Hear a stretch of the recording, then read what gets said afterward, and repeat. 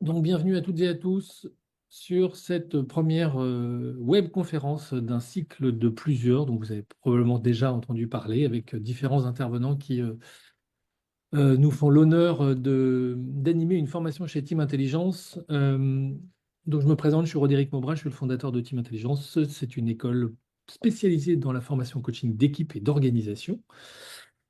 Et nous avons eu cette idée il y a quelques mois de proposer à nos brillants intervenantes et intervenants de venir parler de leur spécialité à l'occasion de ces courtes webconférences qui donc ont l'ambition de durer 1 heure. Alors 1 heure, c'est le format global, l'idée étant évidemment de pouvoir s'accorder un temps de questions-réponses. Alors peut-être pour préciser quelques consignes afin que ça se passe le mieux pour tout le monde, si possible, coupez donc vos micros. Bon, votre vidéo aussi n'est pas forcément nécessaire, peut-être un peu plus au moment des questions-réponses. Si vous avez des questions qui vous brûlent les lèvres, je vous propose de les inscrire dans le chat et de mettre Q 2 points devant pour que je puisse identifier que c'est une question et pas une remarque, de manière à pouvoir ensuite faire une sélection au moment donc des questions-réponses. Je vais proposer à Bruno plutôt d'intervenir d'une traite. Et puis ensuite, je vous propose qu'on se consacre un temps de questions-réponses par la suite, à la suite de l'intervention de Bruno. Voilà, j'en ai assez dit. Je vais m'occuper de faire rentrer le reste des participants identifiés. Bruno, je te laisse la main, ou plutôt la parole. Ah, très bien. Donc, merci Roderick. Bruno Adler, vous le voyez, je suis l'un des intervenants avec bonheur, effectivement, pour Team Intelligence. Et concernant notre enseignement sur le coaching d'équipe, bah, précisément, j'interviens sur les outils de la psychologie positive. Alors, pour pouvoir bien vous faire comprendre comment j'ai pu en arriver là et pourquoi, je vais vous indiquer comment, en fait, je suis passé de coupeur de tête à libérateur d'énergie, hein, ou de Givaro à J'y vais bien. Vous prenez la version qui vous convient. Pourquoi Givaro? Parce que il y a quelques décennies, j'ai eu l'occasion de pouvoir démarrer en tant que freelance des interventions auprès d'un cabinet de consultants américain. C'est pas mal, j'ai travaillé mon anglais, on appelait Throughput. Moi, j'étais People Solution. Il fallait faire des savings. Enfin, voilà, on avait tout un tas d'outils, de langage comme ça, très prédéfinis et aussi des approches qui se transmettaient de cabinet de change à cabinet de change, qui consistaient à pouvoir, estimer que pour pouvoir changer, il faut 21 jours. Ça, c'était établi sur quelque chose de très particulier, puisqu'en fait, un chirurgien esthétique italien avait remarqué qu'il fallait 21 jours pour les personnes qui l'opéraient pour s'habituer à un visage, et donc les cabinets de change ont déterminé qu'il faut 21 jours. Voilà, rien à voir, mais c'est pas ça ne les gêne pas.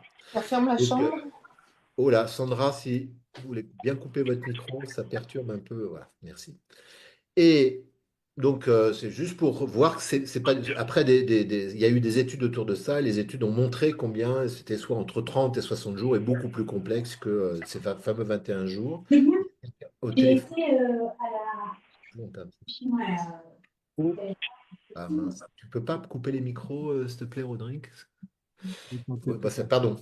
Euh, donc, premier point, première erreur, c'est et je défendais ça, hein, de croire qu'il faut 21 jours pour prendre de nouvelles habitudes, hein, dans le cas de changement et donc ce que peut demander aux équipes. Deuxième euh, erreur, c'est de tabler sur la fameuse courbe du changement. Je ne sais pas si vous en avez entendu parler, mais il faut savoir que l'origine, c'est quand même le docteur Kubler-Ross qui étudiait les comportements de personnes quand on leur annonçait une fin fatale et de voir les différentes phases du déni jusqu'à l'acceptation. C'est pertinent sans doute dans cet environnement, mais dans le cadre du changement, en fait, les cabinets s'en sont aussi emparés. Bien évidemment, il y a un ralentissement d'investissement, il y a des questions, il y a des comportements face au changement, mais je ne suis pas sûr que ce soit complètement lié à ça. Et en fait, par expérience, je pense que plus que ce qu'on appelle la résistance au changement pour indiquer combien les personnes peuvent être en opposition au changement, eh bien, c'est pas de la résistance au changement, mais beaucoup plus de la résistance à l'accompagnement au changement. Et ça, avant de pouvoir le faire différemment, je me suis rendu compte que de l'intérieur en tant que manager dans un grand groupe où on m'obligeait après une superbe expérience pendant 1 an et demi de développement d'une filiale, tout d'un coup toute la direction change. On nous obligeait les uns les autres de manière assez incohérente à pouvoir faire ce qu'on ne savait pas faire, aller dans des directions sans moyens, sans but, de vivre de l'intérieur ce que c'est que d'être obligé sans comprendre, de prendre des orientations sans moyens. Et ça, je pense que ça existe dans pas mal de changements. Et c'est pas mal pourquoi je parle de changement, mais finalement de ce qu'on demande aux équipes. Et c'est souvent dans ce cadre-là qu'on peut être sollicité pour le coaching d'équipe. C'est inviter les équipes à ensemble aller dans une même direction. Cette expérience dont je vous parle, récente, d'être confronté de manière impossible à des demandes irréalistes, moi, en fait, j'ai eu la chance de pouvoir la vivre en étant plus bas, en remontant grâce à un livre sur la psychologie positive qui s'appelle Vive la psychologie du bonheur de Mihaly Csikszentmihalyi, première étape d'apprentissage de la psychologie positive. Et ensuite, en fait, ça m'a permis de remonter la pente, ça m'a permis de me solidifier, ça m'a permis de me sortir de là et d'aller vers un projet qui est de transmettre la psychologie positive, d'aller aux États-Unis pour la vivre, là où mes homologues managers et même mon propre manager sont partis en burn-out. Donc je peux dire que la psychologie positive m'a permis d'éviter le burn-out. Et au contraire, de pouvoir construire un projet. Et mon projet, c'est de pouvoir transmettre le bien-être pour tous et au travers notamment de cette mission d'accompagnement d'équipe ou de formation ou de ces webinaires. Donc, ma vocation, c'est de pouvoir m'appuyer sur ces outils et je me propose de pouvoir vous les dispenser. Alors déjà, la psychologie positive, il faut entendre, c'est ni la positive attitude. Je ne sais pas si vous connaissez Laurie, hein, ma fille m'avait emmené voir la positive attitude. Hein, c'est ce qu'on décrit pas mal. Ou la pensée positive, Shakti Gawain, je fais voilà, la loi de l'attraction. Non, on parle d'études scientifiques du fonctionnement humain optimal. Comment je peux associer ça à l'accompagnement des équipes? Et fort de ça, bah, j'avais cette psychologie positive. Je me suis aussi formé, merci Roderick, aux différentes étapes du coaching d'équipe. Et j'ai fait en sorte de pouvoir relier, parce qu'en même temps que je me formais, j'avais justement des missions, de pouvoir faire le lien entre mes outils et ces différentes étapes d'accompagnement qui permettent de faire en sorte d'avoir un mode d'accompagnement que les équipes peuvent appréhender et de les accompagner, y compris sur les difficultés. Les outils que je vais vous présenter, bah, vous allez peut-être pouvoir les vivre si vous le voulez. En tout cas, là, je ne vous vois pas. Mais je vais imaginer que vous pouvez les faire. Première étape, avant de jouer au tennis, je vais vous proposer déjà de voir si vous êtes meilleur d'une main ou d'une autre. Si vous avez une feuille à côté de vous, je vous propose d'écrire 3 fois votre prénom de votre main habituelle. Prenez une feuille, un crayon, vous l'écrivez ou une feuille, un brouillon, quelque chose. Je me rends compte, c'est la première fois que je le fais à distance. C'est très frustrant de ne pas vous voir, donc je vais imaginer que vous êtes en train d'écrire. Faites la même chose maintenant, s'il vous plaît, ou imaginez que vous faites la même chose, même si vous n'avez pas de crayon, de la main inhabituelle. 3 fois votre prénom, désolé pour Marie-Madeleine, de la main inhabituelle.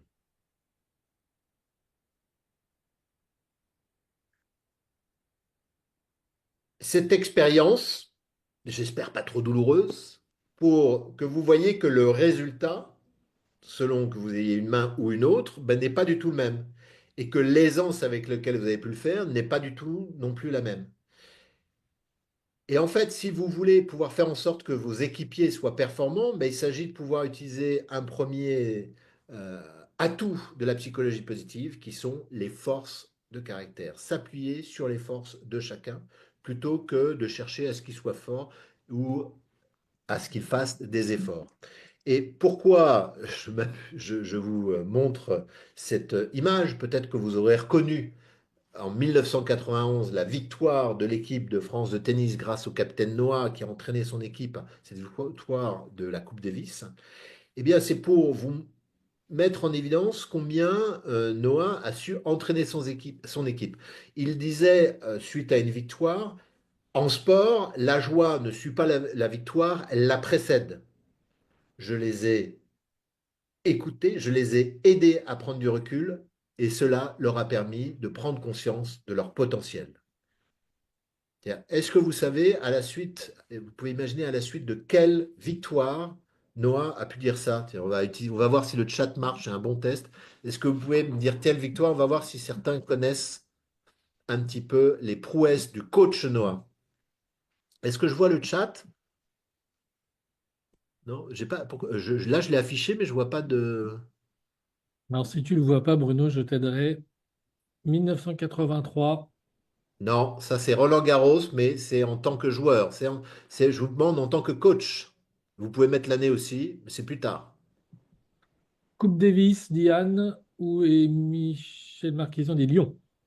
Non, c'est pas la Coupe Davis. En fait, c'est pas en tennis, c'est en foot. Non, pas cette victoire, mais quand il a accompagné le PSG, dit Fabrice. Voilà. Qui est-ce qui a dit ça? Fabrice. Fabrice, tu as gagné ma reconnaissance. iPad de Fabrice. Comment? Ah, c'est iPad son de Fabrice. iPad. Donc, ok. Anne rajoute foot féminin. Ouais. En fait, de façon étonnante, oui, c'est pas en tennis, mais suite au PSG. Et en fait, qu'est-ce qu'il a fait? Il est allé, non pas dans les vestiaires en disant hey, les gars, vous êtes les meilleurs, vous êtes les winners. C'est le mode américain, on voit ça dans les films, baseball, etc. Non, ça génère de la cortisol, c'est pas le bon moyen. Il a fait en sorte que chacun puisse exprimer des succès. Et en partageant ce succès, ça a permis qu'ils reprennent confiance en eux, parce qu'ils étaient en finale, mais Denisot, qui était président à l'époque de ce club, voyait qu'ils n'avaient pas le moral. Donc, ils ont repris confiance en eux-mêmes et ensemble. Et donc, ce moyen-là de pouvoir partager des succès et des forces, et donc s'appuyer plus sur les résultats que sur les objectifs, comme on le voit souvent dans les entreprises, eh bien, c'est ce qui permet de trouver les moyens que chacun soit vraiment dans sa performance, dans son aisance, sans faire des efforts surhumains. Il y a l'iPhone d'Alex Carr, merci. Et donc, ça, je vous invite à le faire. Une fois, j'ai eu à 10 heures du matin, un dimanche, téléphone sonne, je me dis, chouette, c'est mon pote avec qui je dois faire du vélo qui va annuler. Parce que 10 heures du matin, le dimanche, je suis pas très à fond. Et en fait, non, c'était le directeur d'une usine, un client qui me dit, ah, je suis désolé, etc. Il me dit, lundi, j'ai ma réunion de lancement de l'année, mon comité de direction d'usine. Et il faut vraiment que j'aille sur un objectif concernant le zéro accident, que je puisse relier les, les membres du CODIR, à la fois les anciens et les nouveaux. Mais à chaque fois, je fais ce genre d'exercice. Tu connais mon responsable de FRAB, là, l'ancien, il me met un seul post-it en disant faire moins de réunions. J'ai besoin de leur ouvrir les chakras, qu'ils puissent être constructifs, qu'ils puissent ensemble voilà, trouver des bonnes idées. Et je lui partage le principe de Noah en y ajoutant un autre principe de la psychologie positive qui consiste à révéler les forces. Donc, je lui envoie une liste de forces potentielles. Et il a fait comme ça, c'est-à-dire qu'il a permis à son codir de partager des succès. Il a fait ressortir les forces qu'il entendait dans le partage de ses histoires. Et ça, je le fais très couramment et ça marche vraiment bien. Je vous recommande de pouvoir le faire. Et au final, bah, les gars étaient dans des prédispositions, étant en confiance en eux-mêmes par rapport à des succès précédents pour proposer des idées tout à fait constructives sur le challenge à venir, mais aussi s'entendant mutuellement là-dessus, d'être beaucoup plus soudés et en confiance les uns avec les autres, même s'ils se connaissaient moins. Voilà. Donc, premier atout, révéler les forces et faire en sorte de s'appuyer sur les forces de l'équipier, que ce soit en tant que manager ou en tant que coach, en tant que chef de projet. Mais révéler les forces, c'est une chose, encore faut-il quand même que j'ai l'engagement de mes équipiers. Et pour avoir l'engagement des équipiers, bah encore faut-il qu'ils soient dans de bonnes conditions. Et dans le cadre d'un changement, c'est pas toujours évident. Je vais vous proposer à nouveau de faire un exercice, alors toujours à l'aveugle. Et l'exercice consiste à pouvoir se croiser les mains là comme ça vient. Je pense que ouais, j'arrive à le faire, ça va, ça ne floute pas. Ok. Mais quand vous le faites spontanément, bah, c'est un peu comme d'écrire comme tout à l'heure. Mais maintenant, je vous invite. Alors, Rodrigue, il faut que tu le fasses avec moi parce que sinon, je me sens seul, je vais pleurer, tout ça, c'est pas drôle. Hein, j'ai besoin des autres. Donc, voilà, tu le fais comme. Et en plus, comme c'est enregistré, je diffuserai les images pour montrer combien on est sérieux chez Team Intelligence et combien on est intelligent. Et maintenant, vous allez le faire, mais en croisant de manière inhabituelle. C'est-à-dire pas comme ça vient automatiquement, mais. Voilà. Et là, moi, vous voyez que ça va vite parce que je suis habitué, mais Roderick est moins habitué, vous voyez que c'est beaucoup plus lent. Tu n'étais pas préparé là. Et en fait, le fait d'être dans cette situation, c'est de pouvoir devoir faire des efforts. La résistance au changement, c'est pas forcément que le déni, que d'être contre, etc. Il y a une réalité qui est que si je dois prendre d'autres repères, d'autres habitudes, bah, je peux plus être en mode automatique, mais il faut que j'y réfléchisse, il faut que je m'y habitue, il me faut du temps. Donc, comment on crée les conditions pour que les personnes puissent réellement être dans ce qu'ils font, pour puissent être concentrés sur la progression, comment je peux faire voilà, des retours par rapport à ça. Et là, c'est en tant que coach, peut-être que j'en ai plus l'habitude, mais les managers qui encadrent des équipes, comment faire en sorte pour qu'ils créent les conditions et qu'ils laissent leurs équipiers s'approprier progressivement ce qui est nécessaire. J'ai un exemple sur une plateforme logistique d'un directeur et le responsable d'exploitation qui voulait absolument que leur gars puisse accomplir soit dans une amélioration continue parce qu'il voulait transformer cette plateforme plutôt dans une idée de laboratoire, comme c'était la plus petite pardon, plateforme pour exister. L'idée, c'était de pouvoir tester par rapport aux autres des nouveaux outils, des nouveaux modes de fonctionnement.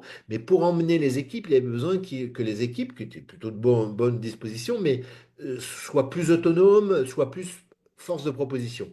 Et la première réunion qu'ils ont faite dans ce sens-là, auquel j'assistais, en fait, j'ai remarqué que le patron de la plateforme, en plus, qui avait toutes les expériences de tous les profils, donc en fait, il savait bien faire tout et il ne laissait pas suffisamment de place à ses gars. Et le responsable d'exploitation, pas mieux. Donc, en fait, les deux se plaignaient de tenir la boutique, mais en même temps, ils ne laissaient pas du tout l'espace à leurs gars.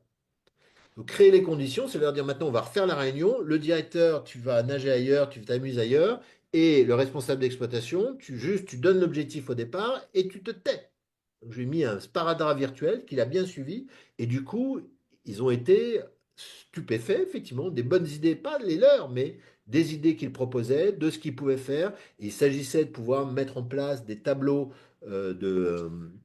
là, le sujet, c'était de mettre en place des tableaux de pilotage des activités, et au lieu de leur dire comment faire ou de leur demander des idées, mais en leur disant, ah ben non, il vaudrait mieux le faire comme ça, bah, que eux le co-construisent, qu'ils se posent des questions, peut-être à un rythme plus lent que le directeur de plateforme expérimenté ou le responsable d'exploitation, bah, ça leur a permis de se l'approprier, d'échanger entre eux et de mettre en place un outil qui fonctionne bien à l'heure actuelle et qui sont fiers d'avoir conçu, de s'approprier plutôt que de suivre les instructions de leur manager. Donc comment je crée ces conditions-là, comment je fais en sorte de laisser l'espace et le temps à mes équipiers de pouvoir construire. Voilà un autre atout, c'est en fait créer des conditions pour que les gens soient ni dans je laisse faire, c'est dans la flemme, ni dans le flip, parce que demander aussi à quelqu'un de changer tout d'un coup, moi en tant que manager, me demander de faire du commercial sur des produits qui n'allaient pas, bah, plutôt que d'être soit dans le flip, soit dans la flemme, on va être plutôt dans ce qu'on appelle le flow, c'est-à-dire pas forcément le flow complet, mais dans l'expérience optimale, c'est-à-dire être dans une progression en ayant du sens à ce que je fais et en ayant l'impression de maîtriser ce que je fais. Donc, deuxième outil, mettre le plus possible proche du flow mes collaborateurs, sans angoisse, sans leur demander tout de suite de passer d'un état à l'autre, ni sans leur demander d'être exécutant. Et ce flow, en fait, cet état-là, cette capacité de se concentrer, de donner toute son énergie dans une direction pour pouvoir développer progressivement une ambition, eh bien, il peut être collectif. Et pour que ça puisse fonctionner, ça suppose d'être sur une ambition commune, mais aussi de pouvoir faire en sorte d'avoir des équipes qui soient soudées. Et nous, en tant que coach d'équipe, c'est important qu'on puisse faire en sorte que les équipes soient soudées. Mais avant cela, avant de pouvoir travailler à cette connexion, bah, en fait, ça suppose nous aussi d'être connectés à chacun. Je vais reprendre, de faire alliance avec chacun. Et là, ça, c'est un apprentissage qui ne vient pas de la psychologie positive, mais de l'enseignement de Roderick, ce qui vient sans doute de la psychologie sociale. C'est-à-dire qu'au lieu de chercher, comme je le faisais auparavant, même avec la psychologie positive, à me connecter d'abord au groupe avec un kick-off, le fait de faire des entretiens exploratoires dans l'étape de connexion aux uns aux autres, ça permet effectivement de créer un lien et pas un lien que de fonction à fonction, consultant aux personnes ou chef d'équipe ou manager, mais un lien de personne à personne, un lien individuel. Et ce qui fait qu'ensuite, quand je réunis tout le monde, je vais pouvoir m'appuyer sur ces liens qui ont été créés et je vais beaucoup plus facilement pouvoir embarquer une équipe vers un challenge commun. Là, j'ai pris l'image des frères Wright qui ont démontré avec beaucoup moins de moyens que avec leurs potes de leur garage à vélo, et puis en pouvant prendre le temps de s'appuyer sur les compétences de chacun, ils ont été capables d'être les premiers à faire voler un appareil maîtrisé, contrairement à un gars qui disposait d'énormément de fonds, qui a pris un gros motoriste, qui a fait un gros moteur et qui a fait une sorte d'hydravion, qui a fait un gros plouf. Donc l'idée, c'est pas de pousser, de donner les moyens, etc. C'est comment je crée un lien vers une ambition commune. Donc ce qui suppose de formaliser une ambition commune, de faire formaliser un manager si je suis accompagnant, un objectif, mais un objectif dans lequel je vais indiquer ce que j'attends des personnes.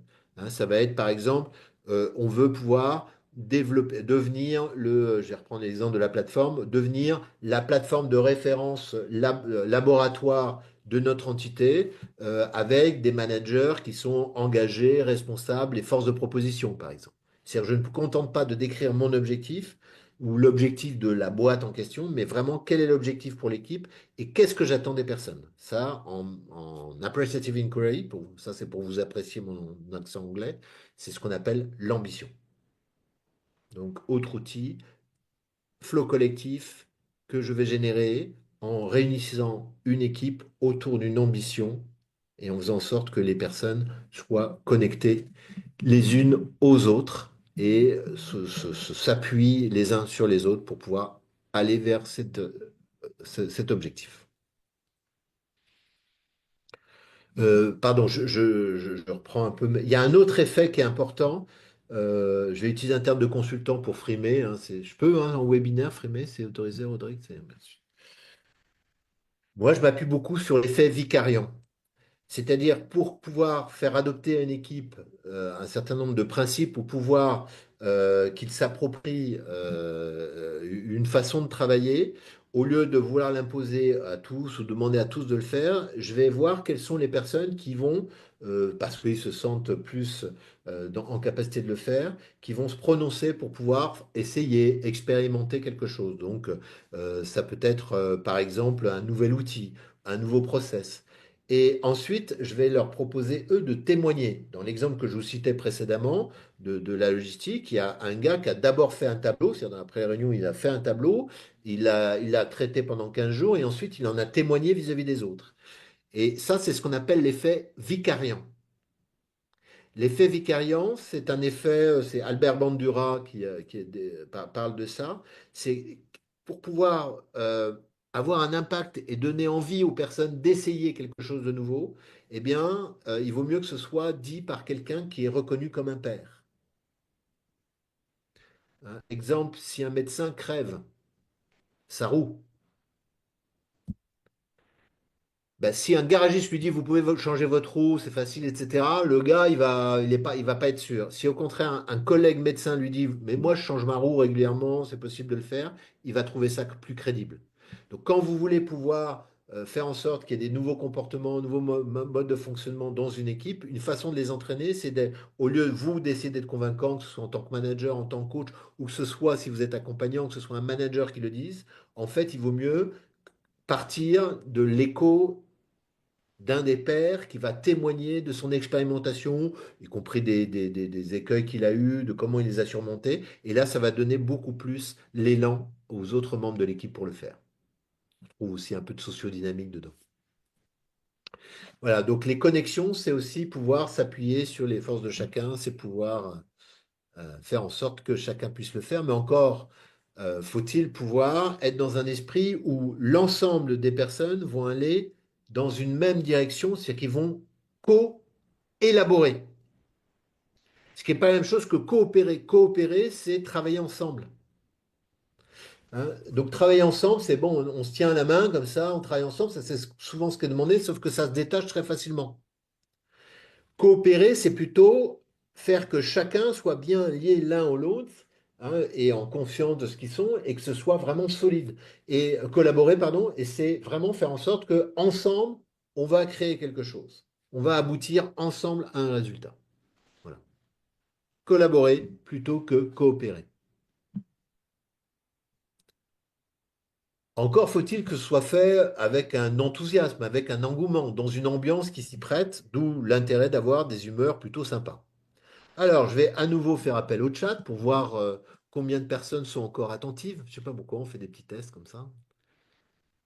Hein, et d'ailleurs, c'est moi qui suis cobaye là, si je comprends bien de l'école. On va voir notre impact. Voilà. Donc, en tant que cobaye, voilà, je fais des expérimentations. Si vous voulez bien me dire, d'après vous, combien faut-il de poids, supposons que ça se pèse, d'émotions agréable ressenti pour compenser des émotions désagréables. On a forcément toujours dans une équipe des frustrations, des déceptions, des accros, etc. Mais c'est pas ça qui gêne. Ce qui gêne, c'est quel est le poids de l'un et de l'autre. D'après vous, est-ce que c'est en équivalence? Est-ce que pour compenser une intensité d'émotions désagréables, il faut que j'ai l'équivalent en émotions agréables? Est-ce qu'il faut que j'ai 3 fois plus d'agréables par rapport aux désagréables? Ou est-ce qu'il faut que j'ai 6 fois plus? Le chat est ouvert. Il faut que vous mettiez un, 3 ou 6. C'est assez accessible comme proposition. Alors, je vais mettre de côté les premières interventions qui ont été éclairs. Et pour me donc Ah oui, 20, Laurent Gourmand. 38. Non, ah oui, non, ça n'a rien à voir, 20, donc machin. on a une grande variété de propositions, mais donc je vais commencer au premier 3. Donc iPhone de Jennifer 3, Frédéric 3 au boulot, 5 en perso, Alexandre 3 d'un côté, 5 de l'autre, Isabelle 10, Jérôme 10, Ouais.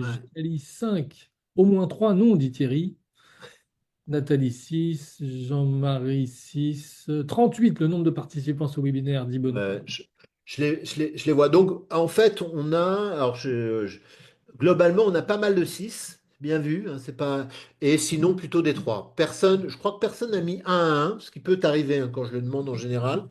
Et effectivement, les émotions désagréables, c'est Rick Hansen qui a étudié ces proportions-là et qui, en fait, il a une super image qui dit les émotions désagréables ont tendance à s'accrocher comme du velcro, alors que les émotions agréables glissent comme du téflon. Parce qu'on est toujours les héritiers des humains qui étaient en vigilance et donc dès qu'il y a quelque chose qui dérapait, oulala, attention. Donc, notre attention est beaucoup plus sur des choses désagréables. Sauf qu'on est dans un environnement, on n'est peut-être pas obligé d'être toujours sur la méfiance, mais au contraire de voir ce qu'on peut en faire. Et les ambiances qui sont porteuses, ça commence en fait à 3 pour 1.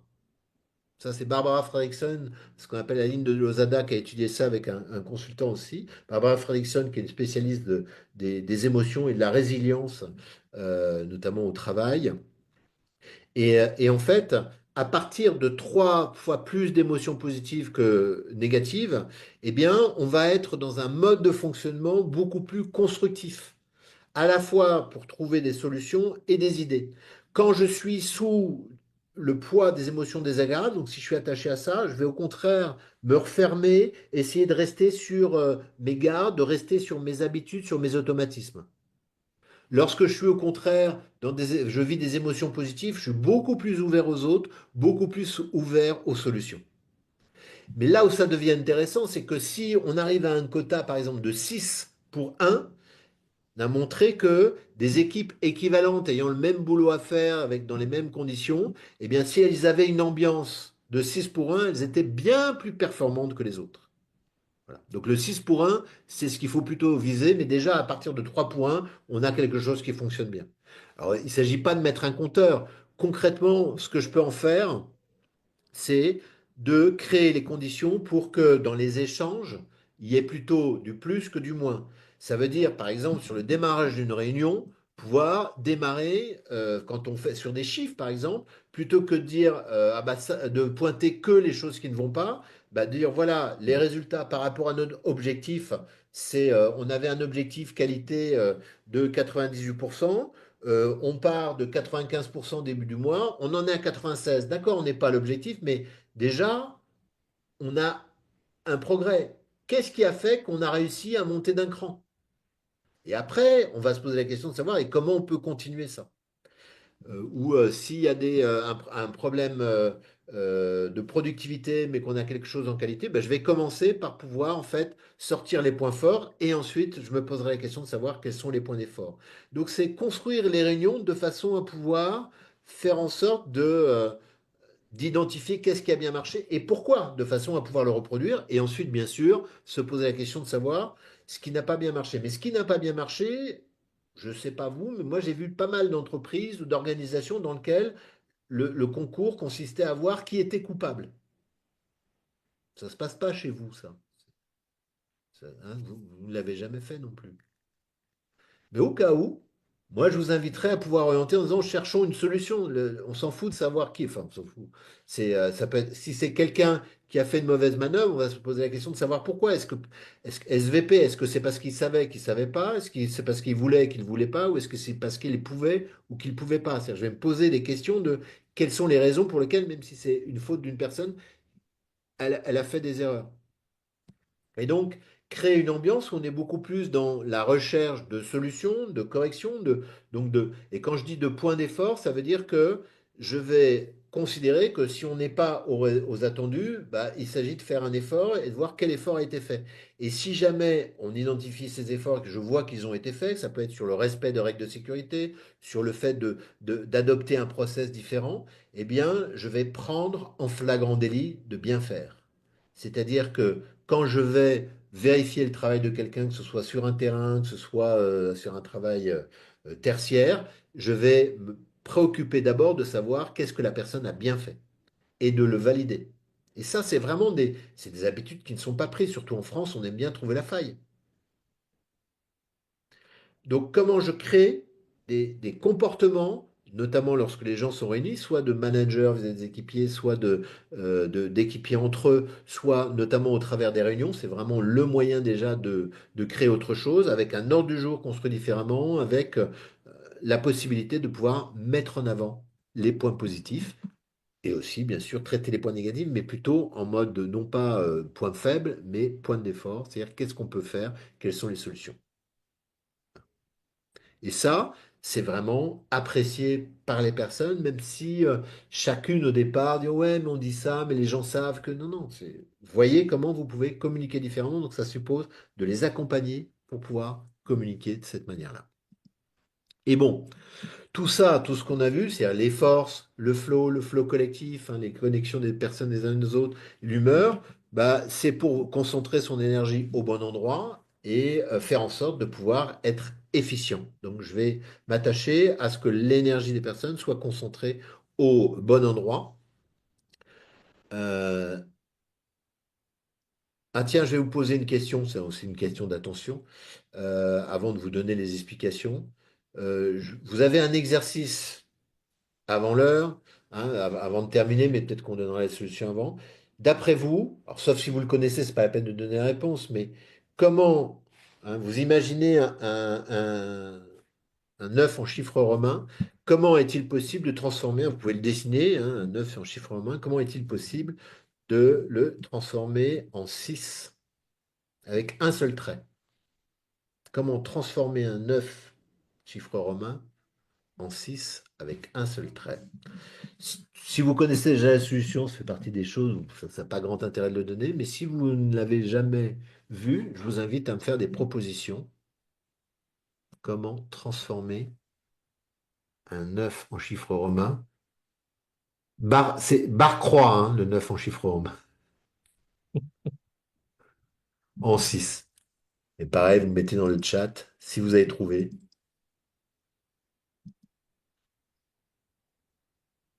J'ai jamais fait un chat, hein. J'arrive pas à repérer. Il est où le chat? Mince. Ah, voilà. On a des nouveaux. Benoît. Comment on transfère? Est-ce que je peux écrire moi, le chat? Pourquoi je vois pas? Hein. Ah oui, comme ça. Alors, c- c- alors je sais pas quel prénom tu peux, enfin, ouvrez le micro, juste pour dire, je comprends pas donc je vois le transformer bah oui, c'est écrire le 6 mais comment je fais pour que ce 9 devienne un 6? Oui, je m'entraînais, c'est Christophe, je m'entraînais juste à taper 6 et 9 en romain avec un clavier. Ah. Ah ouais, donc tu cherchais à le faire en chiffre romain? Je me souviens pas vous avoir demandé de faire un 6 en chiffre romain, hein. Yes, yes. Si vous n'envisagez pas le 9 en chiffre romain, mais que vous l'envisagez différemment, comme un I et un X, vous trouverez facile. Et si vous considérez que le trait n'est pas forcément droit, mais qu'il a droit d'être sinueux, vous trouverez la solution. C'est effectivement pour ceux qui ne le voient pas forcément dans le chat, en faisant un S devant le I et le X. Voilà comment on transforme. Les grands gagnants sont Thomas et Damien. OK. Et, donc vous gagnez notre estime, ce qui n'est pas rien. Enfin, ou tu as, des trucs, des prix à distribuer peut-être, Rodrigue? Non, non, non, pas pour la première session, peut-être pour les Ouais. suivantes. Ton livre, non? C'est sur le coaching d'équipe, je sais pas. Bien. Euh, ce que, ce que je veux démontrer ici, c'est le fait que selon la façon dont je pose un problème, je vais pouvoir faciliter le fait de trouver des solutions.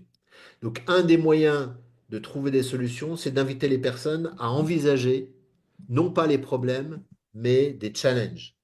Exemple, j'accompagne des centres techniques d'État qui, en gros, ont comme problème dur, les nouvelles générations, soit ils viennent pas, soit ils se barrent. Enfin, il y a du turnover. Donc à partir de là, si on cherche des solutions, soit il faut les payer plus, soit enfin, des tas de solutions qui sont trouvées mais qui ne marchent pas vraiment. Et moi, je les ai invités à reformuler l'objectif sous forme d'une orientation positive, sous forme d'un résultat optimal, réaliste quand même. Hein, parce que c'est pas transformer, c'est pas dire bah, les nouvelles générations, il faudrait qu'elles fonctionnent comme les anciennes. Et la reformulation, ça a été comment rendre attractifs nos centres techniques pour les nouvelles générations. Je ne trouve pas tout de suite une solution, je reformule un problème en challenge. Et à partir de là, on s'est posé la question de savoir comment faire. Ben, ils ont dit, mais on n'en sait rien parce qu'on ne sait pas ce qui peut attirer les nouvelles générations. D'accord? Comment on peut faire pour savoir? Eh ben, on a fait venir des étudiants, on leur a posé les questions de savoir qu'est-ce qui les faisait bouger. Et en fait, ce qui, eux, les intéressait, c'est de pouvoir contribuer à des actions qui sont en faveur de la planète et de pouvoir avoir un équilibre vie perso, vie pro qui aille bien. Je vous le résume. Je pense que vous devez avoir entendu parler.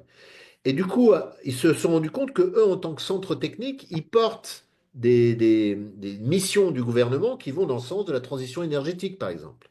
Donc, ils avaient tout à fait les arguments. Deuxième point, ce sont des labos qui essaient, etc. Donc, c'est pas la même ambiance que dans des usines où ça produit ou dans Donc, il n'y a pas une pression sur le timing de la même manière. C'est ce qui est proposé aux ingénieurs, c'est des rythmes de travail qui sont compatibles avec cet équilibre-là. Donc, ils avaient ces atouts-là.